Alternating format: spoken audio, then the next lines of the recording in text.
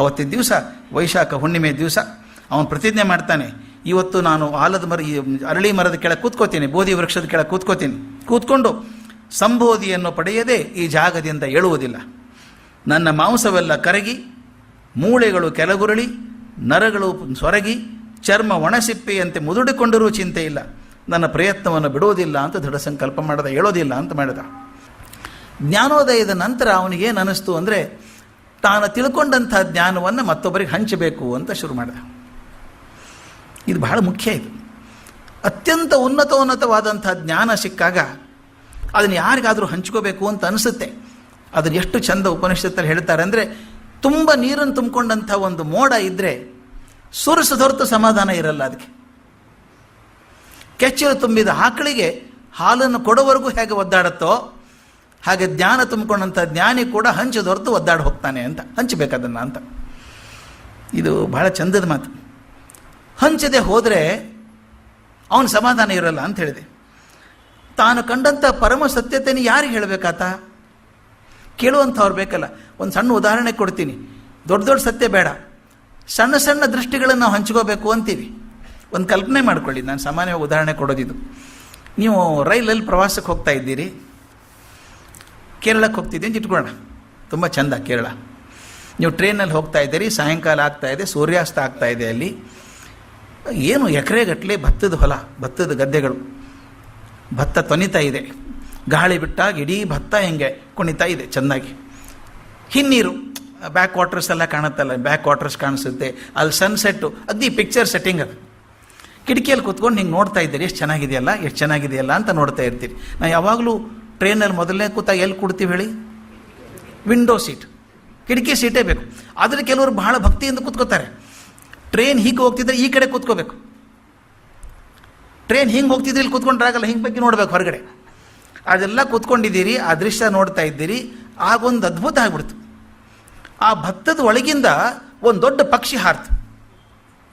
ಅಂಥ ಪಕ್ಷಿ ನೋಡೇ ಇರಲಿಲ್ಲ ನೀವು. ನೀಲಿ ಪಕ್ಷಿ, ದಟ್ಟ ನೀಲಿ ಪಕ್ಷಿ, ಹಂಸ ಇದ್ದಂಗಿದೆ. ಉದ್ದ ಕುತ್ತಿಗೆ, ಬಿಳಿ ಕುತ್ತಿಗೆ, ರೆಕ್ಕೆಗಳೆಲ್ಲ ಕೆಂಪು.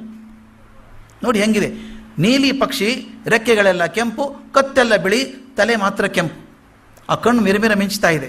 ಅದು ಏನು ಜಂಬೋ 747 ಹೋದಂಗೆ ಭತ್ತದ ಗದ್ದೆಯಿಂದ ಮೇಲೆ ಹಾರ್ತು. ಅದನ್ನು ನೋಡ್ತಾ ಇದ್ದೀರಿ. ನೀವೇನು ಮಾಡ್ತೀರಿ? ಕಿಟಕಿ ಹತ್ರ ಕೂತ್ಕೊಂಡವರು ನೋಡ್ಕೊಂಡು ತುಂಬ ಚೆನ್ನಾಗಿದೆ ಅಂತೀರಾ? ಏನು ಮಾಡ್ತೀರಿ ಗೊತ್ತಾ? ಪಕ್ಕದಲ್ಲಿದ್ದವ್ರು ಗುರುತಿದ್ದಾರೋ ಇಲ್ವೋ, ನೋಡಿ ಪಕ್ಷಿ ನೋಡಿ ಅಂತೀರಿ. ಯಾಕೆ ಹೇಳಿದ್ರು ಅವ್ರು ನಿಮಗೆ? ಕಿಟಕಿ ಪಕ್ಕ ಕೂತ್ಕೊಳ್ಳಿ, ಏನಾರು ಕಂಡ್ರೆ ತೋರಿಸಿ ಅಂತ ಹೇಳಿದ್ರ? ಇಲ್ಲ. ನಾವು ಯಾಕೆ ತೋರಿಸ್ತೀವಿ ಗೊತ್ತಾ? ನಾ ಕಂಡದ್ದು ಅವರು ನೋಡಲಿ ಅಂತ. ಅವ್ರು ಅಷ್ಟೇ ನೋಡೋದಲ್ಲ, ಅವ್ರೇನು ಮಾಡ್ತಾರೆ, 4 ಜನಕ್ಕೆ ಹೇಳ್ತಾರೆ ಕಂಪಾರ್ಟ್ಮೆಂಟಲ್ಲಿ. ಎಲ್ಲರೂ ಬಂದು ಕಿಟಕಿ ಹತ್ತು ನಿಂತ್ಕೊಂಡು ಎಷ್ಟು ಚೆನ್ನಾಗಿದೆಯಲ್ಲ ಪಕ್ಷಿ ಅಂತ ಅವ್ರು ಹೊಗಳಿದಷ್ಟು ನಿಮ್ಮ ಸಂತೋಷ ಹೆಚ್ಚಿಗೆ ಆಗುತ್ತೆ. ಯಾಕಂದರೆ ಕಂಡದ್ದು ನೀವು ತಾನೇ, ಅವ್ರಿಗೆ ಗೊತ್ತಿರಲಿಲ್ಲ ಪಾಪ, ನೀವೇ ಕಂಡಿದ್ದದು. ಇದು ಸಣ್ಣ ಸಣ್ಣಗಳನ್ನು ನಾವು ನೋಡಿದಾಗ ಹೇಳಬೇಕು ಅನಿಸುತ್ತೆ. ಹಾಗೆ ಜೀವನದ ಅತ್ಯಂತ ಶ್ರೇಷ್ಠ ಘಟನೆಗಳನ್ನು ಕಂಡಾಗ, ಅನುಭವ ಆದಾಗ ಅದನ್ನು ಹಂಚಿಕೊಳ್ಬೇಕು ಅಂತ ಇರೋದು ಸ್ಪಷ್ಟ. ಅದು ಈ ದೃಷ್ಟಿ ನಮ್ಮದು. ಅದಕ್ಕೆ ಹೇಳ್ತಾರೆ, ಆದರ್ಶದ ಕೊನೆಯ ಕ್ಷಣದ ದೃಷ್ಟಿಯಿಂದ ಗಮನಿಸಿದಾಗ ಜೀವನ ಒಂದು ಸೌಭಾಗ್ಯ, ಒಂದು ಸಂತೋಷ. ಆದರೆ ನಾವು ಬಹಳ ಜನ ಆ ಸಂತೋಷ ಗಮನಿಸದೇ ಹೋಗ್ಬಿಡ್ತೀವಲ್ಲ ಅಂತ ದುಃಖ. ಒಂದು ಸಲ ಹೇಳಿದ್ದೇನೇನೋ ಗೊತ್ತಿಲ್ಲ, ನನ್ನ ಸ್ನೇಹಿತರೊಬ್ಬರು ಇನ್ಕಮ್ ಟ್ಯಾಕ್ಸ್ ಆಫೀಸರ್. ಅವರು ರಿಟೈರ್ ಆಗೋದಕ್ಕಿಂತ 2 ವರ್ಷ ಮೊದಲು ಅವ್ರು ಹೆಂಡತಿ ಸತ್ತಿದ್ರು. ಒಬ್ಬರೇ ಆಗಿಬಿಟ್ರು. ಅವರಿಗೆ 2 ಮಕ್ಕಳು, 2 ಎಕ್ಸ್ಪೋರ್ಟ್ ಆಗಿದ್ದಾರೆ, ಅಂದರೆ ಬೇರೆ ದೇಶಕ್ಕೆ ಹೋಗಿದ್ದಾರೆ. ಒಬ್ಬ ಹುಡುಗ ಇಂಗ್ಲೆಂಡ್ಗೆ ಹೋಗಿದ್ದಾನೆ, ಇನ್ನೊಬ್ಬ ಅಮೇರಿಕಕ್ಕೆ ಹೋಗಿದ್ದಾನೆ. ಪೌಂಡು ಡಾಲರ್ ಏನೂ ಕೊರತೆ ಇಲ್ಲ, ಬೇಕಾದಷ್ಟಿದೆ. ಅಪ್ಪ ಒಬ್ಬನೇ. 2 ಮಕ್ಕಳಿಗೆ ಅನ್ನಿಸ್ತು ಅಪ್ಪ ಒಬ್ಬನೇ ಆಗಿದ್ದಾನೆ, ಪಾಪ ಏನಾದರೂ ಮಾಡಬೇಕು, ಸ್ವಲ್ಪ ಏನಾದರೂ. ಅಪ್ಪನ ಕರ್ಕೊಂಡು ಹೋದರು. ಎಲ್ಲಿ ಹೋದರು? ಮೆಕ್ಸಿಕೋ ಕೆಳಗೆ ಹೋದರೆ ಹವಾಯಿ ಐಲ್ಯಾಂಡ್ಸ್ ಅಂತ ಬರ್ತದೆ, ಹವಾಯಿ ದ್ವೀಪಗಳು ಅಂತ. ಅಲ್ಲಿ ಕರ್ಕೊಂಡು ಹೋದರು. ಅಲ್ಲೊಂದು 7 ಸ್ಟಾರ್ ಹೋಟೆಲ್, ಭಾರಿ ಕಾಸ್ಟ್ಲಿ ಹೋಟೆಲ್. ಅವ್ರಿಗೇನು ಚಿಂತೆ ಇಲ್ಲ, ಬೇಕಾದಷ್ಟು ಇದೆಯಲ್ಲ. 3 ರೂಮ್ ಮಾಡಿದರು. ಒಂದು ಸಣ್ಣ ರೂಮಲ್ಲಿ ಸಣ್ಣ ಮಗ, ಅವನ ಹೆಂಡತಿ, ದೊಡ್ಡ ಮಗ, ದೊಡ್ಡ ಹೆಂಡತಿ ಇನ್ನೊಂದು ರೂಮಲ್ಲಿ. ಮತ್ತು ಪಾಪ ನಡುವಿನ ರೂಮು ಅಪ್ಪನಿಗೆ ಕೊಟ್ಟರು. ಆರಾಮಾಗಿರಪ್ಪ, ಒಂದು ವಾರ ಇರೋಣ ಅಂತ. ಅವನು ಇನ್ಕಮ್ ಟ್ಯಾಕ್ಸ್ ಆಫೀಸರ್ ಬೇರೆ. ಎಷ್ಟು ರೂಮಿಗೆ ಬೆಲೆ ಅಂತ ಕೇಳಿದ.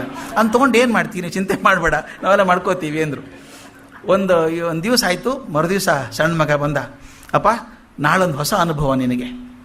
ಏನು, ಒಂದು ಬ್ಲೂ ಕ್ಯೂಬ್ ಅಂತಿದೆ ಇಲ್ಲಿ, ಅದಕ್ಕೆ 3 ನಿಮಿಷ ಟಿಕೆಟ್ ತೊಗೊಂಡಿದ್ದೀನಿ, ಟೋಕನ್ ತೊಗೊಂಡಿದ್ದೀನಿ ಅಂದ. ಏನದು ಅಂದವನು. ನಿನಗೆ ಗೊತ್ತಿಲ್ಲಪ್ಪ, ಅದು ಬ್ಲೂ ಕ್ಯೂಬ್ ಅಂತ ಒಂದು ಕೋಣೆ ಇದೆ, ಅದಕ್ಕೆ 3 ನಿಮಿಷ ಟೋಕನ್ ತೊಗೊಂಡಿದ್ದೇನೆ, ಅದಕ್ಕೆ ಎಷ್ಟು ದುಡ್ಡು ಅಂತ ಕೇಳ್ದ. ಅವನು ಹೇಳ್ದ 5,000 ರೂಪಾಯಿ ಆಗ್ತದೆ. ಅವನೊಂದು ಹುಚ್ಚಿಡ್ದಿದ್ದೇನು, 3 ನಿಮಿಷಕ್ಕೆ 5,000 ರೂಪಾಯಿ ಅಲ್ಲಿ ಏನಿದೆ ಅಲ್ಲಿ ಅಂತ ಕೇಳ್ದ. ನೀ ಹೇಳಲ್ಲ, ನಾನು ಸೀಕ್ರೆಟ್ ಅದು, ನಿನಗೆ ಅನುಭವ ಆಗಬೇಕು. ಏನಿಲ್ಲ, ಟೋಕನ್ ಇದೆಯಲ್ಲ ತೊಗೊಂಡು ಒಳಗಡೆ ಹೋಗಬೇಕು, ಟೈಮ್ ಕೊಟ್ಟಿದ್ದಾರೆ, ಆ ಟೈಮಿಗೆ ಹೋಗ್ಬೇಕು ನೀನು, ನಾನು ಕರ್ಕೊಂಡು ಹೋಗ್ತೀನಿ ನಿನ್ನ. ಅಲ್ಲಿ ರೂಮ್ನೊಳಗೆ ಹೋಗಬೇಕು, ಬಾಗಿಲು ಹಾಕ್ಕೊಂಡು ಅಲ್ಲೊಂದು ತೂತಿದೆ, ಆ ತೂತೊಳಗೆ ಟೋಕನ್ ಹಾಕ್ಬಿಡು, ಟಕ್ ಅಂತ ಸಪ್ಪಳ ಬರುತ್ತೆ. ಅಲ್ಲಿ ಮುಂದೆ ಟೇಬಲ್ ಮೇಲೆ ಒಂದು ಕನ್ನಡಕ ಇಟ್ಟಿರ್ತಾರೆ, ಗಾಗಲ್ಸ್, ಬ್ಲ್ಯಾಕ್ ಗ್ಲಾಸ್ ಇಟ್ಟಿರ್ತಾರೆ, ಡಾರ್ಕ್ ಗ್ಲಾಸ್, ಅದನ್ನ ಹಾಕೋ, ನಿಂತ್ಕೊಂಡ್ಬಿಡು 3 ನಿಮಿಷ, ಅದ್ಭುತ ಅಂತ. ಟೋಕನ್ ತೊಗೊಂಡೆ ಆಗಿದ್ದೀನಿ, ಏನು ಮಾಡೋಕ್ಕಾಗ್ತದೆ.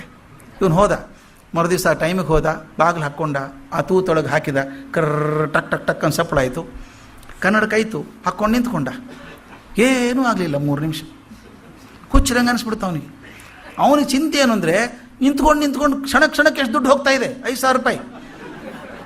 3 ನಿಮಿಷ ಆದಮೇಲೆ ಹೊರಗೆ ಬಂದ, ಉದ್ದು ಮುಖ ಮಾಡಿಕೊಂಡು ಮಗ ಕೇಳಿದ, ಹೆಂಗಿತ್ತಪ್ಪ ಅಂತ. ಏನು ಹೆಂಗೋ ಹುಚ್ಚ, ಏನಿಲ್ಲ ಹುಚ್ಚರ ನಿಂತಿದೆ ಕನ್ನಡಕ್ಕೆ ಹಾಕ್ಕೊಂಡು ಅಂದ. ಮಗ ಅಂತ, ಏನಾಗಲಿಲ್ಲ ನಮ್ಮಪ್ಪನಿಗೆ ನೋಡ್ಕೊಂಡು, ಜಗತ್ತಿಂದ ಎಲ್ಲ ಕಡೆ ಬರ್ತಾರೆ ಜನ ನೋಡೋದಕ್ಕೆ, ಇವಾಗ ಯಾಕೆ ಆಗಲಿಲ್ಲ. ಮಕ್ಕಳು ಮಾತಾಡ್ಕೊಂಡ್ರು ಅವತ್ತು ರಾತ್ರಿ. ದೊಡ್ಡ ಮಗ ಬಂದ, ಅಪ್ಪ ಏನೇ ಆಗಲಿ ನಾಳೆ ನನಗೆ 6 ನಿಮಿಷ ಟೋಕನ್ ತೊಗೊಂಡಿದ್ದೀನಿ, ಯಾಕಂದರೆ 3 ನಿಮಿಷಕ್ಕೆ ನನಗೆ ಗೊತ್ತಾಗಲಿಲ್ಲ, 6 ನಿಮಿಷ ಟೋಕನ್ನು 10,000 ರೂಪಾಯಿ ಅಂದ. ಹೌದು 10,000 ರೂಪಾಯಿ, ತಲೆ ಕೆಡಿಸ್ಕೋಬೇಡ, ನೀವು ಹೋಗಿ ಬಾ ನಾಳೆ. ಬೇಜಾರಿಂದ ಹೋದ ಅವನು. ಮತ್ತೆ ಹೋದ, ಟೋಕನ್ ಹಾಕಿದ, ಕರ್ರ ಟಕ್ ಅಂತ ಸಪ್ಪಳಾಯಿತು, ಕನ್ನಡಕ್ಕೆ ಹಾಕ್ಕೊಂಡು ನಿಂತ್ಕೊಂಡ. 6 ನಿಮಿಷ ಅಂದರೆ ಎಷ್ಟು ಉದ್ದ ಅಂತ ಗೊತ್ತಾಯ್ತು ಅವನಿಗೆ, ಮುಗಿತಾನೇ ಇಲ್ಲ. ಕೆಟ್ಟ ನಿಂತ್ಕೊಳ್ಳೋದು ಹಾಗೇನೆ, ತಲೆ ಕೆಟ್ಟೋಯ್ತು ಅವನಿಗೆ. ಹೊರಗೆ ಬಂದ, ಇನ್ನಷ್ಟು ಉದ್ದ ಮುಖ ಮಾಡ್ಕೊಂಡಿದ್ದ. ಅಪ್ಪ ಹೇಗಿತ್ತು, ಏನು ಹೇಗಿತ್ತು, ಇಬ್ಬರು ದುಡ್ಡು ಕಳ್ಕೊಬೇಕಂತ ಪ್ರತಿಜ್ಞೆ ಮಾಡಿದಂಗೆ ಕಾಣುತ್ತೆ. ಏನೂ ಇಲ್ಲ ಇಲ್ಲಿ ಒಳಗಡೆ. ಅವರಂದ್ರು ಏನಿಲ್ಲ ಅಂದರೆ ಹೆಂಗೆ, 6 ನಿಮಿಷಕ್ಕೆ ಏನಾಗಲಿಲ್ಲ. ಮಾತಾಡ್ಕೊಂಡ್ರು. ಅವತ್ತು ರಾತ್ರಿ ಇಬ್ಬರು ಬಂದರು ಮಕ್ಕಳು. ಅಪ್ಪ ಇದೇನು ವಿಚಿತ್ರ ಅನಿಸುತ್ತೆ ನನಗೆ, ಜನ ಬಂದು ಹೊಗಳ್ತಾರೆ, ಅಷ್ಟು ಹೊಗಳ್ತಾರೆ ಬ್ಲೂ ಕ್ಯೂಬು, ನೀನಾದರೂ ಏನೂ ಇಲ್ಲ ಅಂತೀಯಲ್ಲ.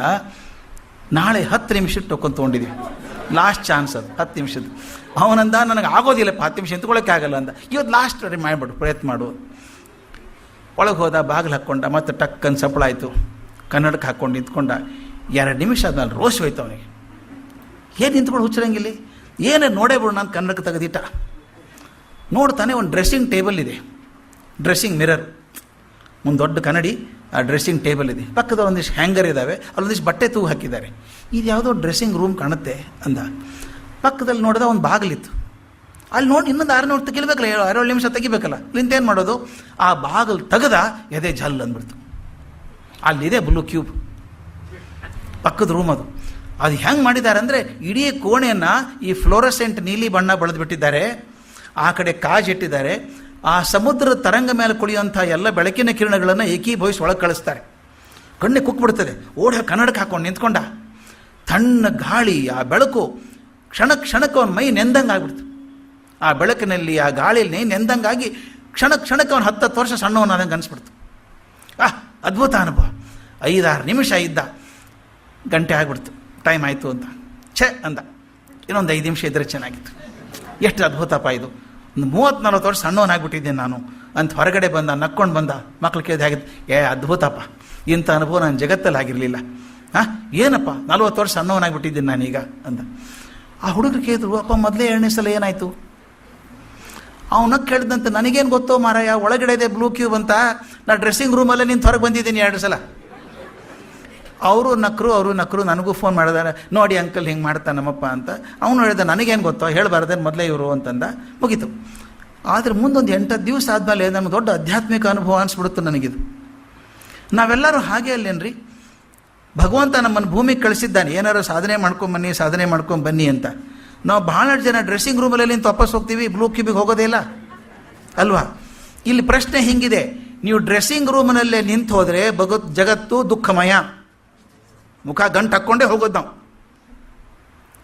ಆದರೆ ಇದಲ್ಲ ಅಂಥೇಳಿ ಹುಡುಕೋದಿದೆಯಲ್ಲ, ಸ್ವಲ್ಪ ಪ್ರಯತ್ನ ಮಾಡಿ ಬ್ಲೂ ಕ್ಯೂಬ್ ಹುಡುಕಿದರೆ ನೀವು, ಅದ್ಭುತ ಅಲ್ವ, ಅದೇ ಜೀವನ. ಆದ್ದರಿಂದ ಜೀವನ ದುಃಖಮಯವೋ ಸಂತೋಷವೋ ಅನ್ನೋದು ನೀವು ಯಾವ ದೃಷ್ಟಿಯಿಂದ ನೋಡ್ತೀರಿ ಅನ್ನೋದ್ರ ಮೇಲೆ ಇರುವಂಥದ್ದು. ಅದರಿಂದ ಬುದ್ಧ ಹೇಳ್ತಾನೆ, ನಾನು ಮನುಷ್ಯನನ್ನಾಗಿ ನೋಡಿದೆ, ಅಂದರೆ ಏಕ ವ್ಯಕ್ತಿಯನ್ನಾಗಿ ನೋಡಿದೆ. ಅವನ ಕಷ್ಟ ನನ್ನ ಹೃದಯ ಮುಟ್ತು, ಆದ್ದರಿಂದ ಅವ್ನ ಕಷ್ಟಕ್ಕೆ ಪರಿಹಾರ ಹುಡುಕಬೇಕು ಅಂತ. ಆದರೆ ಉಪನಿಷತ್ತುಗಳು ಹೇಳ್ತಾವೆ, ಹಂಗೆ ನೋಡಬೇಡ ನೀನು, ಕಷ್ಟ ಎಲ್ರಿಗೂ ಬರುತ್ತೆ, ಆದರೆ ಕಷ್ಟ ಅಂತ ನೋಡಿದಾಗ ಕಷ್ಟ.